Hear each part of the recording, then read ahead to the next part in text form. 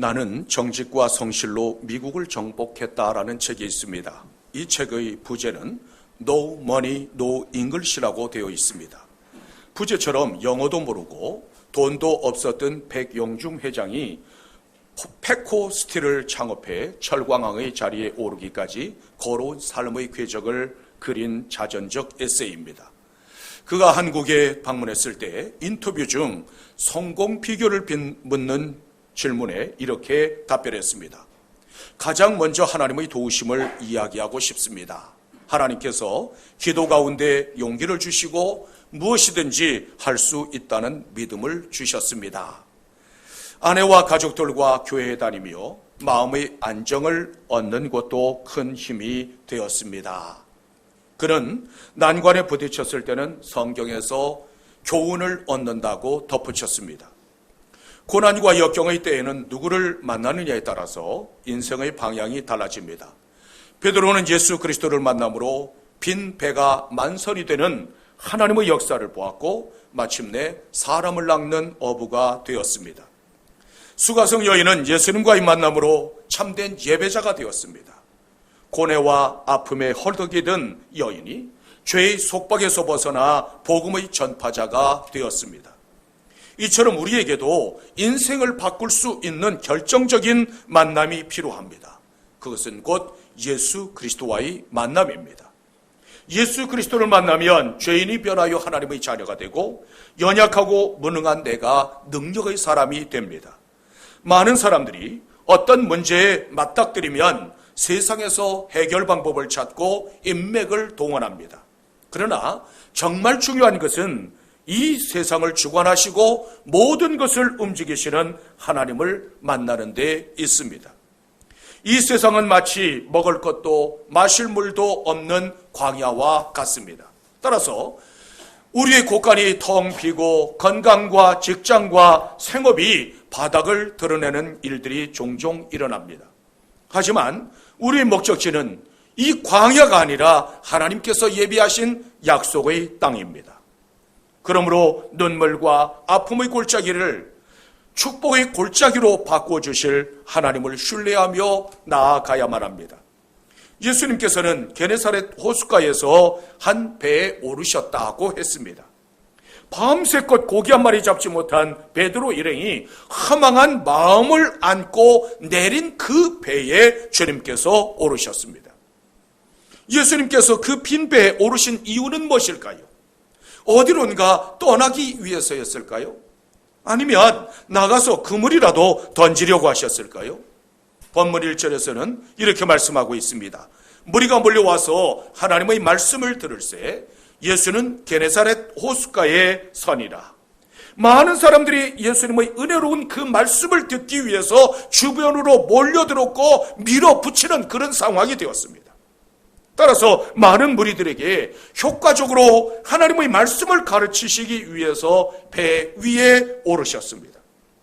또 하나의 이유는 가난한 어부들의 어려운 형편을 헤아리셨기 때문입니다. 당시 어부들은 하루 잡아 하루를 살아가는 가난한 사람들이었습니다. 그런데 물고기를 잡지 못한 베드로는 당장 아침끼리를 걱정해야 하는 최악의 상황이었습니다. 피곤하고 지치고 허탈한 심정으로 그물을 씻고 있을 때 예수님께서 찾아오셔서 배를 좀 떼어달라고 요청하셨습니다. 베드로는 빨리 일을 마치고 허기진 배를 채우고 쉬고 싶었습니다. 하지만 예수님께서는 다시 바다로 가자고 말씀하십니다. 주님께서는 그들의 형편과 처지를 아시고 물고기를 잡게 하시기를 원하셨기 때문입니다. 이처럼 주님은 우리의 형편과 처지를 아시고 헤아리시는 분이십니다. 그뿐만 아니라 자기 백성의 어려움을 외면하시지 않는 분이십니다. 마태복음 6장 31절에서는 이렇게 말씀하고 있습니다. 그러므로 염려하여 이르기를 무엇을 먹을까, 무엇을 마실까, 무엇을 입을까 하지 말라. 사람의 삶의 가장 기본적인 이 의식주 문제는 주님께서 책임지신다고 말씀하십니다. 먹을 것이 없는 이스라엘 백성들에게 40년 동안 만나를 주셨습니다. 만나는 우리의 삶 속에서 날마다 넘치도록 채워주시는 하나님의 은혜입니다. 목이 가란 이스라엘 백성들에게 반석에서 물이 솟게 하심으로 마시게 하셨습니다. 그 척박한 광야에서 40년 동안 먹이신 하나님께서 우리를 굶기실 리가 없습니다. 예수님께서 오르신 그 배는 밤새도록 물고기를 잡았지만 한 마리도 잡지 못한 텅 빈 배였습니다. 예수님께서 누구를 찾으셨습니까? 똑똑한 사람, 잘난 사람, 힘 있는 사람 찾으셨습니까? 주님께서는 빈 배, 빈 그물의 주인을 만나 주셨습니다. 우리는 누구나 만선이 되기를 원하고 우리 곳간이 넉넉하게 채워지기를 원합니다. 하지만 사업과 직장과 건강 등등 다양한 빈 그물을 끌어안고 몸부림칠 때가 많습니다. 하지만 주님께서는 우리가 텅 빈 그물을 씻으며 낙심하는 그때에 찾아오십니다. 예수님께서는 왜 베드로의 배에 오르셨을까요? 본문 5절에서는 이렇게 말씀하고 있습니다. 시몬이 대답하여 이르되 선생님, 우리들이 밤이 새도록 수고하였으되 잡은 것이 없나이다. 예수님과 베드로의 만남은 어떤 형편에서 이루어졌습니까? 그때는 빈 배, 빈 그물의 순간이었습니다. 베드로에게 지난 밤은 실패와 좌절의 밤이었습니다. 우리는 누구나 세상을 살아가면서 다양한 빈배의 상황을 만날 수밖에 없습니다. 어떤 사람은 건강의 빈배를 끌어안고 몸부림치고 어떤 사람은 생업과 직장이라고 하는 빈배를 끌어안고 몸부림쳐야만 합니다.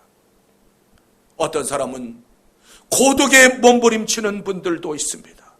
이처럼 인생의 밤이 찾아오면 절망할 수밖에 없고 낙심할 수밖에 없습니다.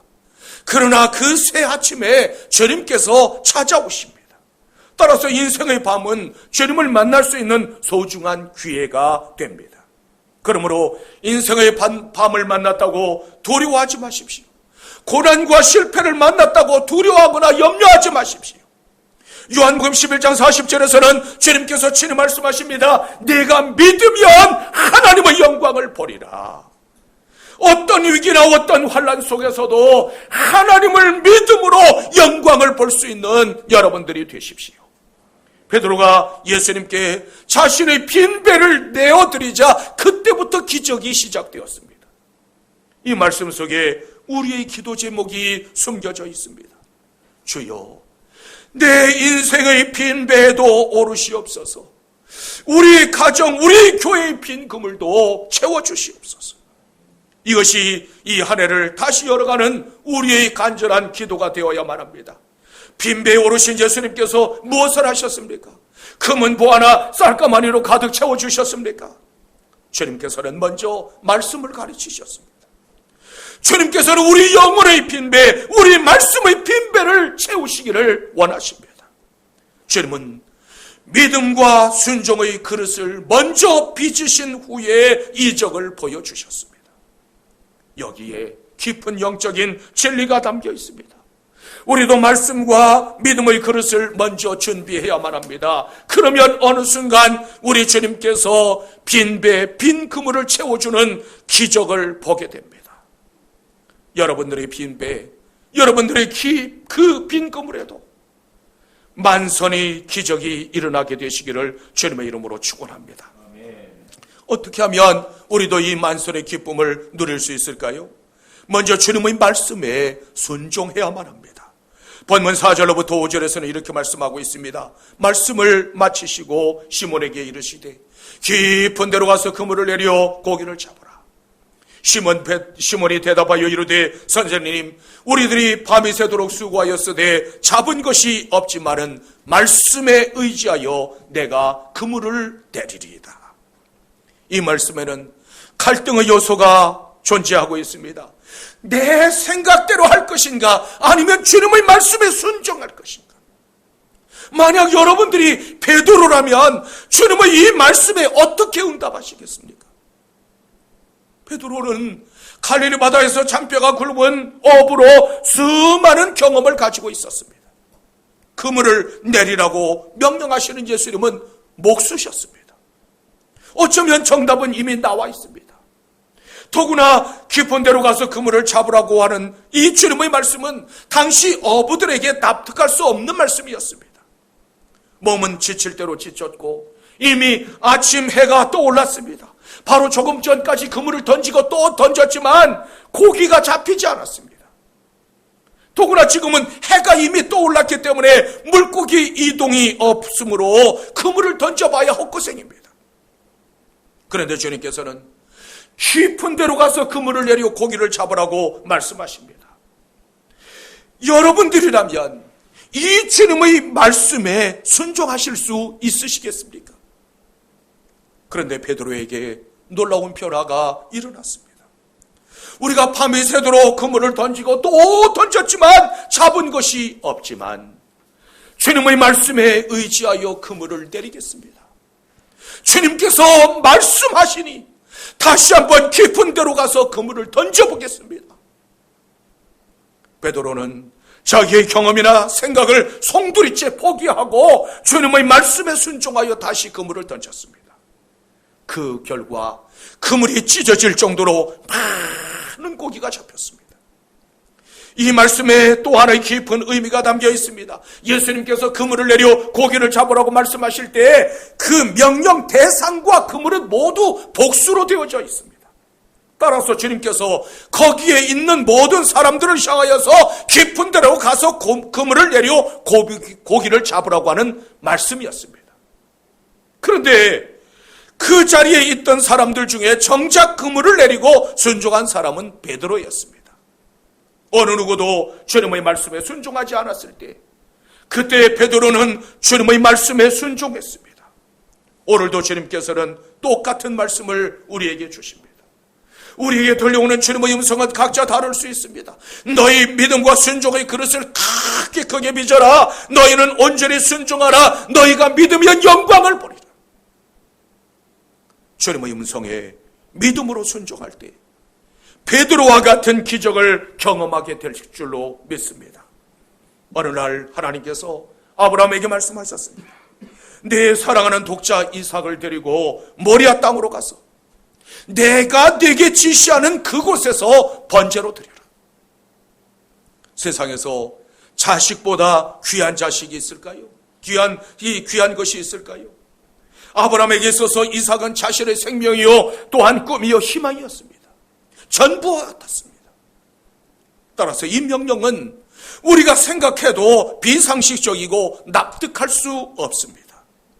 공의로우시고 자비로우신 하나님께서 어떻게 이러한 말씀을 하실 수 있으실까? 그런데 아브라함은 자기의 판단과 이성을 믿지 않고 오직 하나님의 말씀에 순종하기로 결단했습니다. 다음날 아침이 되자 나귀의 안장을 지우고 또 불을 들고 제 장작을 지워서 모리아 땅을 향해서 아들을 데리고 떠났습니다. 하나님은 공의로우신 하나님이시다. 하나님은 신실하시다. 그렇다면 내가 아들을 번제로 드릴지라도 하나님의 약속은 반드시 이루어질 것이다. 하나님께서는 이 아들을 반드시 살려주실 것이다. 아브라함은 아무런 의심이나 주저함 없이 하나님의 말씀에 순종했습니다. 이러한 아브라함의 믿음은 적중했습니다. 내가 이제야 내가 하나님을 경외하는 줄을 알아. 내가 내게 큰 복을 주고 내 씨가 크게 번성하게 하리라. 내 씨로 말미암아 천하 만민이 복을 받으리라. 오늘 우리를 향하신 주님의 음성이 있습니다. 너희는 여호와 하나님의 명령을 가감하지 말고 순종하라. 너희는 하나님을 신뢰하고 하나님의 선하심을 의지하고 그분의 능력을 의지하고 그대로 순종하라. 하나님의 축복은 반드시 순종을 전제한다는 사실을 잊지 마십시오. 하나님의 말씀에 순종할 때 하나님의 기적을 보게 됩니다. 주님께서 무엇이라고 말씀하시든지 온전하게 순종하심으로 이 한 해 동안 만선의 기적을 누릴 수 있는 여러분들이 되시기를 주님의 이름으로 축원합니다.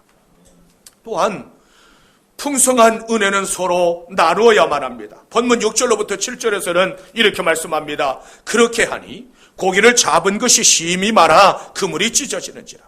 이에 다른 배에 있는 동무들에게 손짓하여 와서 도와달라 하니 그들이 와서 두 배의 체험에 잠기게 되었더라.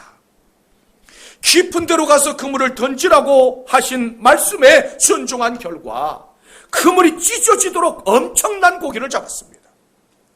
베드로는 고기가 너무 많이 잡히자 다른 배에 있는 동무들에게 손짓을 해서 와서 도와달라고 요청합니다. 베드로가 도와달라고 요청한 것은 단순히 일손이 부족해서가 아니었습니다.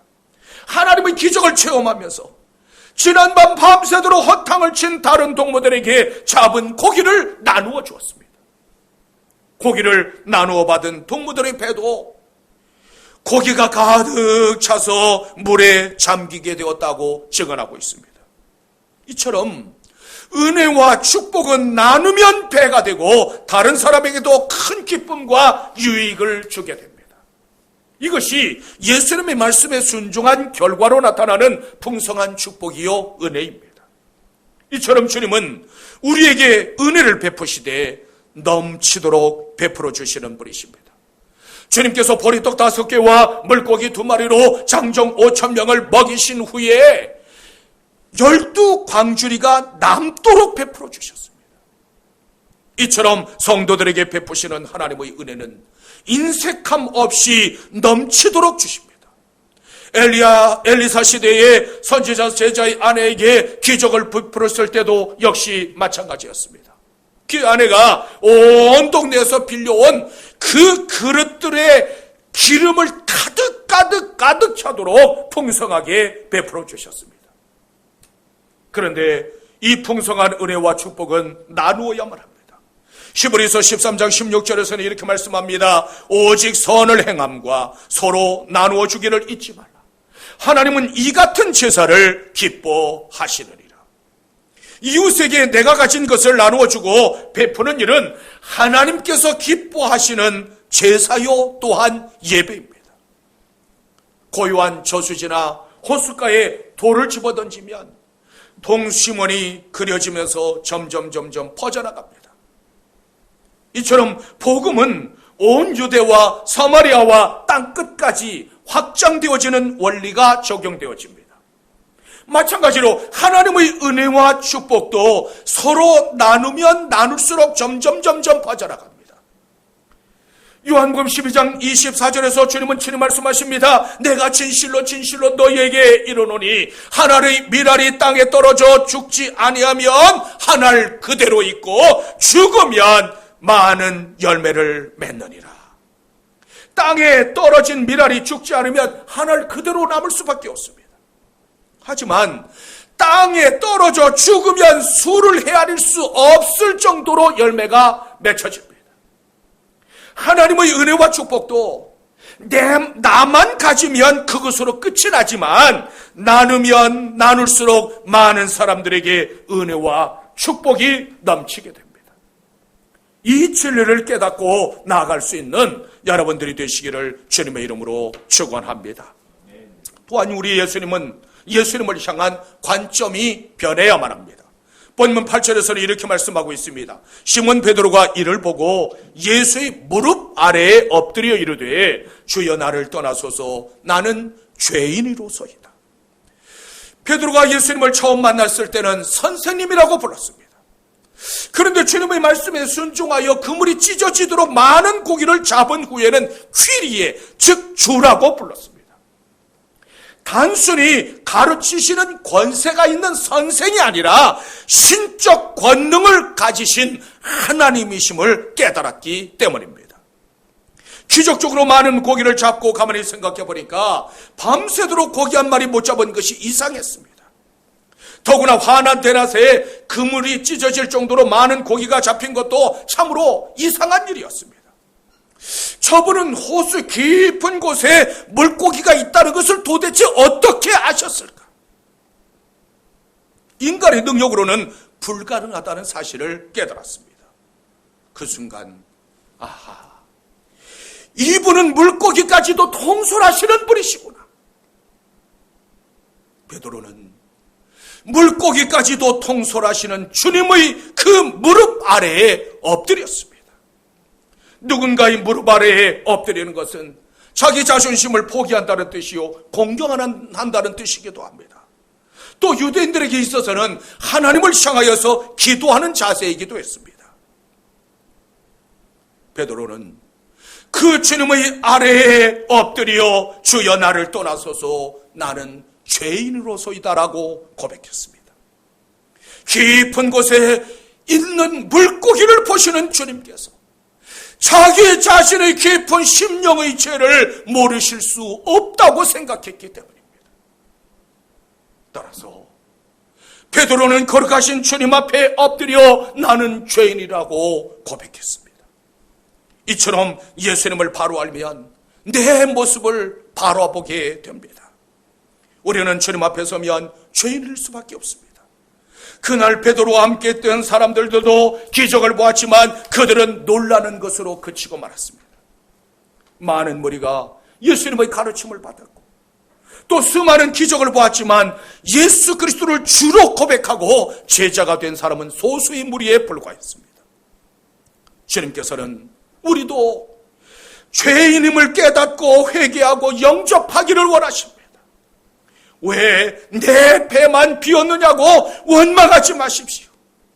우리가 먼저 변화되어져야만 합니다. 예수님 앞에서 물고기 잡는 실력을 아무리 뽐내본들 무슨 소용이 있겠습니까? 예수 그리스도를 나의 구세주로 만나지 못한 인생들은 자신이 꽤 괜찮은 존재라고 생각합니다. 알량한 권세나 알량한 지혜를 가지고 거들먹댑니다. 그런데 예수 그리스도를 만나고 나면 나는 죄인이요 무익한 종이라고 고백합니다. 이처럼 나를 낮추고 주님을 높일 때 하나님의 기적을 보게 됩니다. 부족한 우리를 능하게 하셔서 세상을 뒤집어 엎으시고 연약한 우리를 강하게 하셔서 하나님의 영광을 나타내십니다. 하나님께서는 권세 있는 자나 뛰어난 자들을 택하시지 않으셨습니다. 오히려 부족하고 가난한 어부들을 사용하셔서 황제들과 귀족들을 주님 앞으로 이끄셨습니다.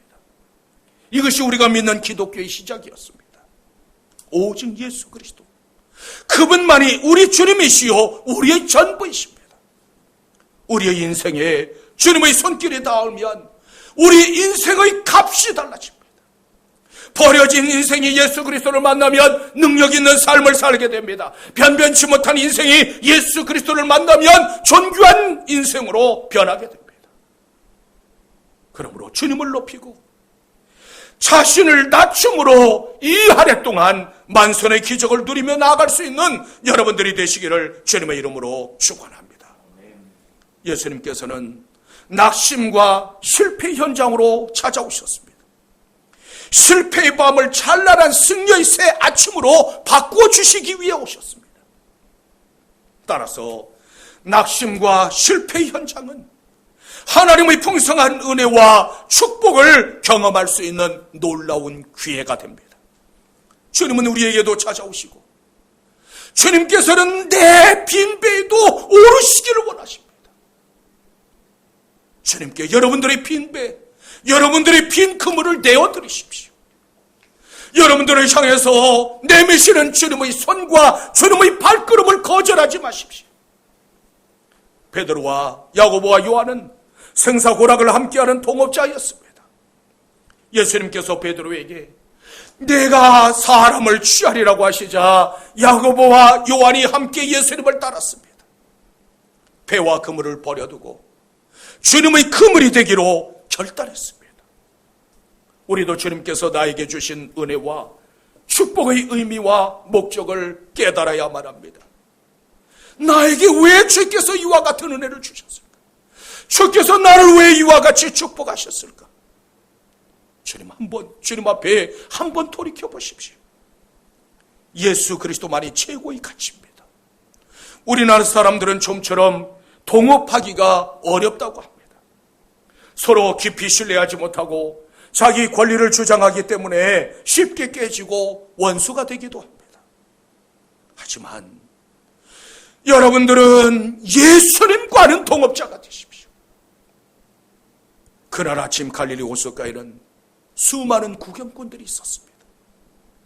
하지만 여러분들은 구경꾼이 아니라 예수 그리스도와 함께하는 동업자가 되어야만 합니다. 예수님의 동업자가 되셔서 여러분들의 가정과 우리 교회도 만선의 축복을 누릴 수 있는 귀한 은혜가 올 한 해 동안 임하게 되시기를 주님의 이름으로 축원합니다. 이 시간 우리 함께 기도했으면 합니다.